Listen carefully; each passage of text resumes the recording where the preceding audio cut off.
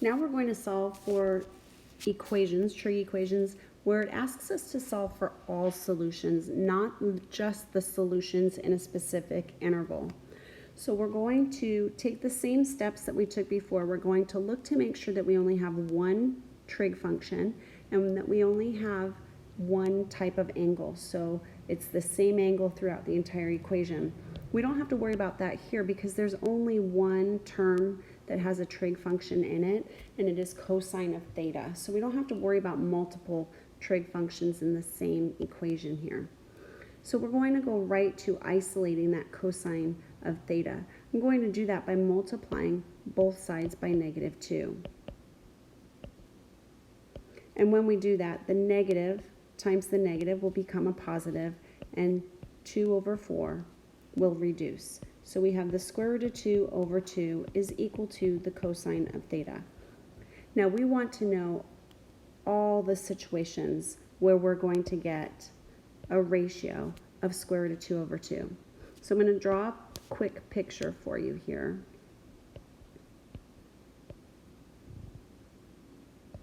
Just so that you can get an idea of what I'm talking about. Now this is going to continue forever. This graph to the left and to the right. And the square root of 2/2 is going to be somewhere, who knows, maybe right about there. We'll say that that's the square root of 2/2. It's probably just a little bit higher. But you can see that it's going to occur quite a few times, right? It's going to occur an infinite number of times. So let's take a look at the unit circle. It's going to happen in quadrant 1 at pi/4 plus 2 pi later, plus another 2 pi later, plus another 2 pi later. It's going to happen every time we add 2 pi. There's that purple 2 pi, right? One revolution is 2 pi. It's going to happen 2 pi. So we're going to call that 2n pi. 2n pi. Sometimes we use k, sometimes we use n. I'm going to use n right here. N is going to stand for an integer. I can add 2 pi or I could subtract 2 pi. So theta is going to equal pi/4 plus every 2n pi thereafter. However, it's also going to happen when we're in quadrant 4. When we're in quadrant 4, we have 7 pi/4, but then every coterminal angle thereafter. 0 equals 7 pi/4 plus every coterminal angle. So that 2n pi is a way to say every coterminal angle in quadrant 1 or in quadrant 4. Okay, let's try another one. Here we want to solve again for all solutions. We have 4 plus the square root of 3 all over 2 equals 2 plus the sine of theta. We only have one term that has a trig function in it, so we're going to isolate that term. I'm going to start by working with this fraction on the left. I have 4/2 plus the square root of 3/2 equals 2 plus the sine of theta. Now 4/2 is just 2, so when I subtract 2 from both sides, that cancels out, and we get the square root of 3/2 is equal to the sine of theta. Now I want all solutions, once again, sine of theta is going to be positive in quadrants 1 and 2. And we're going to have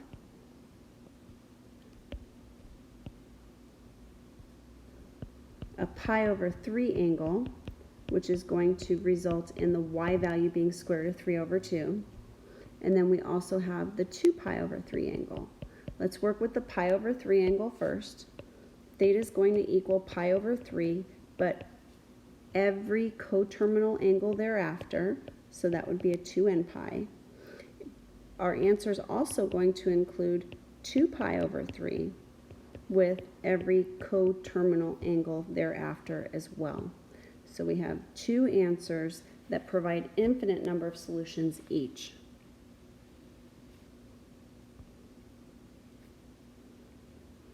Now you might feel confident trying one on your own.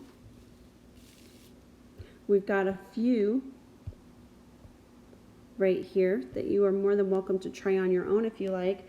However, the tangent one, I will tell you, is a little tricky, so don't feel like you should know exactly what the answer should be. However, you know enough to get to a correct answer. So I'd say give it a try, and then my answer might just look a little bit different than yours. And with me saying that, you might actually catch on to what your answer should be. Okay, I'm going to start by dividing both sides by -3, which is going to give me the square root of 3 over 3, which I know comes from 1 over the square root of 3. And tangent is going to be positive in quadrant 1 and quadrant 3. And tangent is opposite over adjacent, or y over x. So it's going to be this ordered pair that's going to result in 1 over the square root of 3, which is a pi over 6 angle. So I know that I'm going to have pi over 6 in quadrant 1 plus every coterminal angle thereafter. But in an earlier video, you saw, or hopefully recall, that I said the pi over 6 angle in quadrant 3 for tangent is going to be a pi apart. So we don't have to, in this case, do a full revolution. We can do pi over 6, or we can say that the answer is pi over 6 plus a pi, or a 2 pi, or a 3 pi. Here's 1 pi. That would be a solution. If we go all the way around, that's 2 pi. If we go 1.5 times, that would be 3 pi. If we say 2 times, that would be 4 pi. If we went 5 times, that would be, what would that be? 1, 2, 3, 4, 5 pi. I can count. If we went 3 times around in a full circle, that's 6 pi. So you can see that because tangent has a period of pi, we can look for that first angle and just add n pi instead of having pi over 6 plus 2n pi and 7 pi over 6 plus 2n pi. We can simplify this, knowing that these are exactly a pi apart, to be pi over 6 plus n pi. Now that's going to happen on tangent always, because tangent's period is pi. Okay, let's solve for all solutions here. We've got 2 cosine of theta equals the square root of 3. 2 times the cosine of theta equals the square root of 3. Go ahead and try this one. And this one, if you're feeling a little let down because you didn't get the pi over 6 plus n pi, don't sweat it. This one, I know you're going to get the right answer here. Okay, I started by dividing both sides by 2, and I said, well, that's a pi over 6 angle, and I need the pi over 6 angle in quadrant 1 and 4. So the pi over 6 angle in quadrant 1 is pi over 6. And the angle, here we are back here, making me dizzy here, 11 pi over 6. So we've got theta equals pi over 6 plus 2n pi and 11 pi over 6 plus 2n pi. See, these two angles are not an equal distance apart. If we go this way, they are 10 pi over 6 apart.